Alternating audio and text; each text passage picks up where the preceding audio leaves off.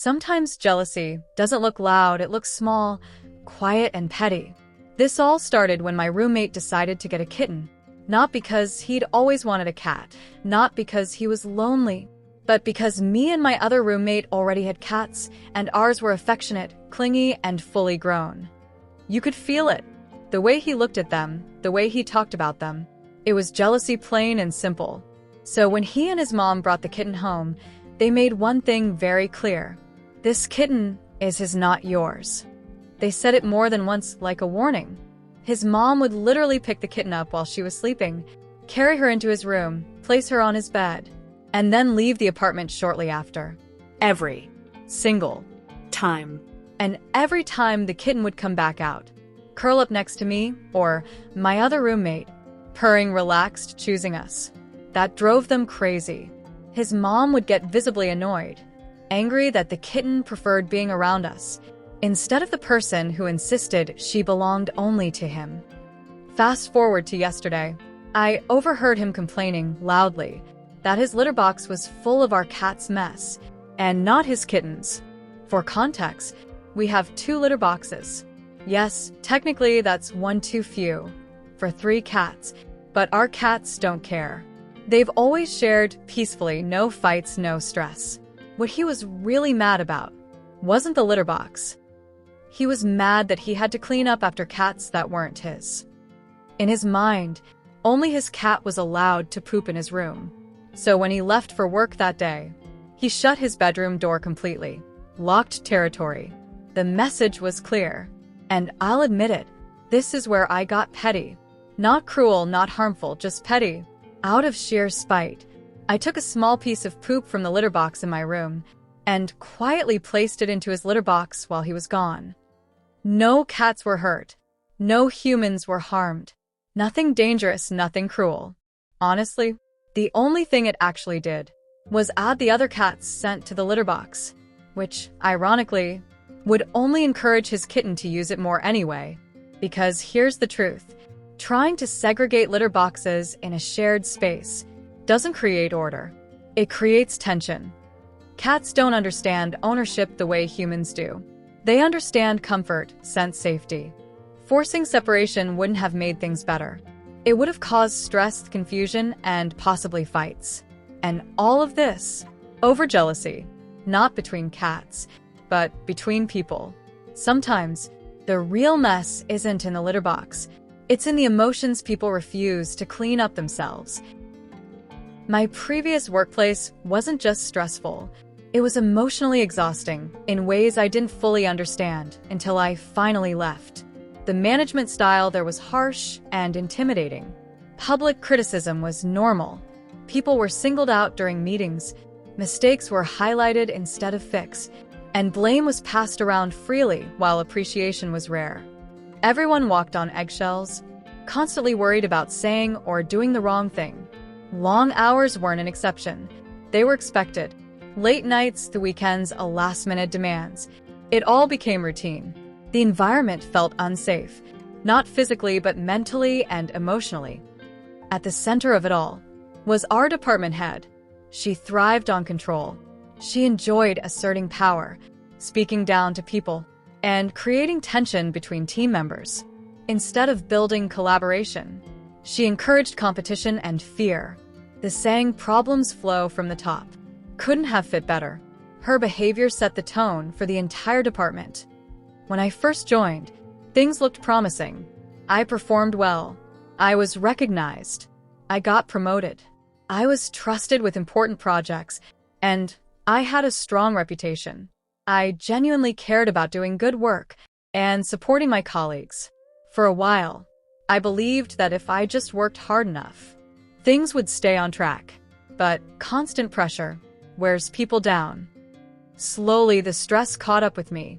The environment drained my motivation and my confidence. Eventually, I reached a breaking point. I had to seek medical support. I returned to therapy regularly. My health changed, and I pulled back from friends and social activities. Work stopped being something I could manage. It became something I feared. Naturally, my performance declined. Instead of offering support or understanding, The department head used my struggle as leverage. She gathered agreement from others and framed the situation as a failure on my part. One day, without warning, I was let go.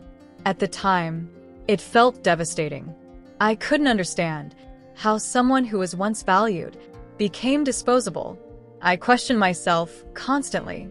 I felt angry, hurt, and deeply frustrated. I knew I wasn't perfect, but I also knew I was a reliable teammate and a decent human being. Why did I have to be the one who paid the price? Looking back now, losing that job was actually a turning point.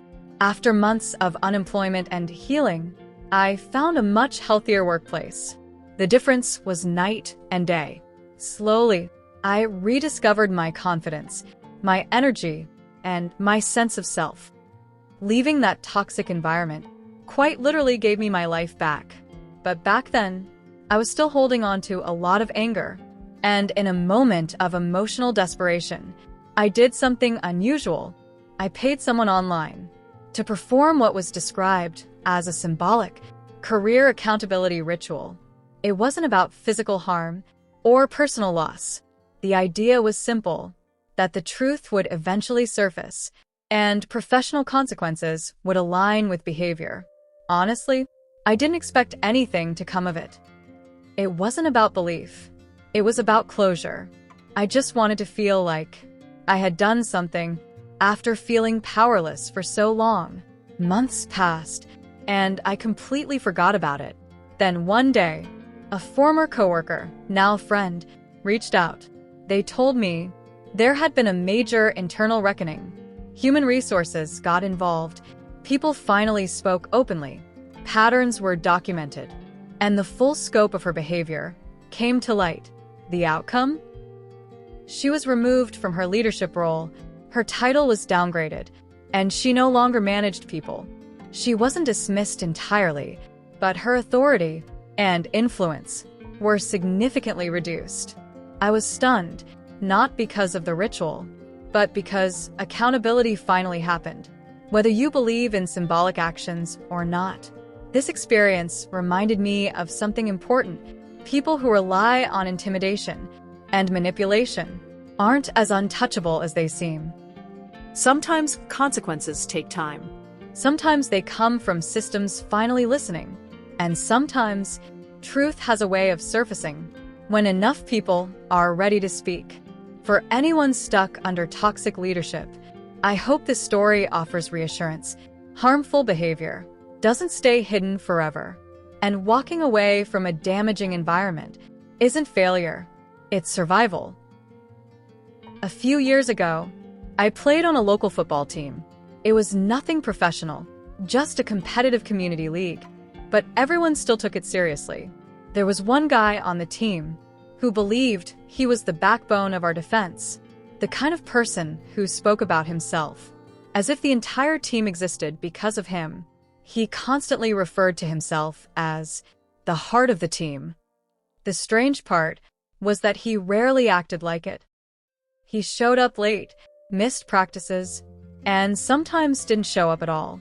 Yet somehow, he always found time to talk about how important he was. One game late in the season, I made a mistake. It wasn't intentional, just one of those split-second decisions. That didn't work out. That mistake ended up costing us the match. It happens, that's sports. But in the locker room afterward, instead of encouragement, or even silence, he decided to make a performance out of it. Loud enough for everyone to hear. He said something along the lines of, "Maybe next time, we let people who can actually play start." The room went quiet. No one laughed. No one backed him up. It was one of those moments where you realize exactly who someone is. The season ended shortly after. At the final gathering, our coach surprised a few of us. He had framed jerseys made for the players who had been consistent, reliable, and present throughout the season. It wasn't about talent, it was about commitment. Guess who didn't get one? Yes, the self-proclaimed heart of the team. Fast forward about a month, I get a message from him. Friendly tone, lots of enthusiasm. He asked if I could help him out with something. Apparently, he wanted to make a framed jersey, just like the official ones the coach gave out. He said it was for his office, to motivate the next generation. That part made me pause. But I agreed. Not out of kindness exactly, more like curiosity. And maybe a tiny spark of mischief. I told him I'd handle it. I didn't order anything fancy. I didn't look up professional framing guides. Instead, I used an old frame I already had. I trimmed it, just slightly uneven. Nothing obvious. Then I placed the jersey inside, just a little off-center, barely noticeable at first glance. The kind of crooked that only reveals itself once you truly look. The kind that, once noticed, can never be unseen. When I handed it to him, he loved it, absolutely thrilled. He thanked me repeatedly, said it looked just like the real thing. He even took a photo and posted it online. To this day, that frame still hangs behind his desk, slightly tilted, quietly uncomfortable, like it knows it doesn't belong there. And the funniest part, the inspiration frame he showed me as a reference, the one he wanted it to resemble, was something he had seen online, from a mass-produced listing. Somehow, that felt perfect. Real life, real choices, real lessons. If you enjoy human stories like this, found in everyday life and on Reddit, like the video and subscribe for more.